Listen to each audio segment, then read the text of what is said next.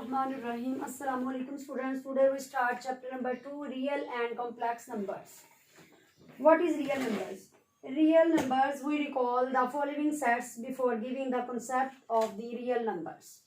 First of all, natural numbers. Natural numbers denoted by n, capital N, and 1, 2, 3 and so on. Whole numbers start denoted by W and it start from 0. 1, 2, 3 and so on.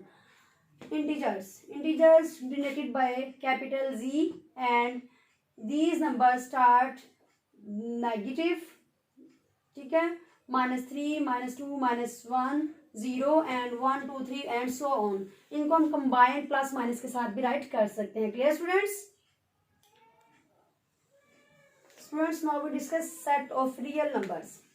First, we recall about the set of rational and irrational numbers. Rational numbers, all numbers of the form p over q, where p, q are integers and q is not 0, are called rational numbers. The set of rational numbers is denoted by capital Q. Clear?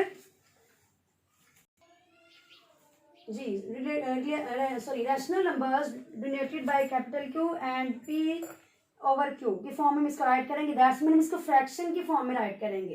ठीक है, p over q such that p q belong to z कोई से भी integers हो सकते हैं, positive भी हो सकते हैं और नेगेटिव भी हो सकते हैं. And q is not equal to 0 और जो q की वैल्यू है वो कभी भी 0 नहीं होनी चाहिए.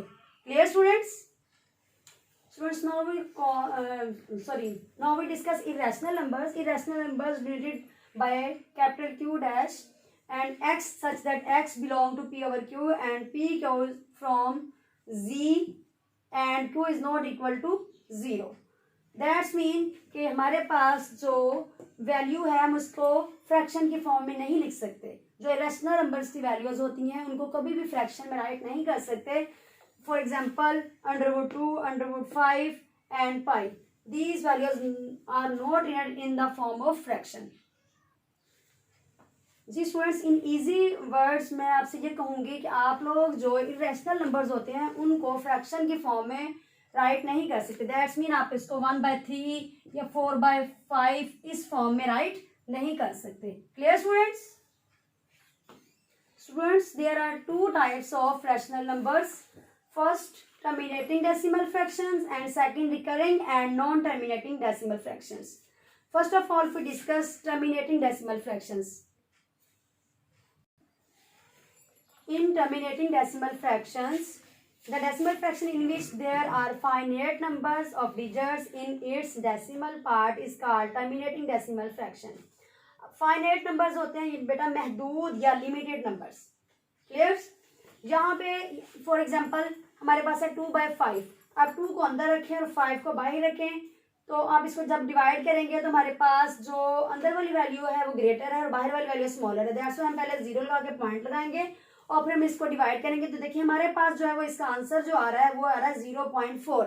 दैट्स मीन ये फाइनाइट नंबर है, ये हमारे पास महदूद नंबर है, ये आगे चलता हुआ नहीं जा रहा. नेक्स्ट एग्जांपल है 3/8.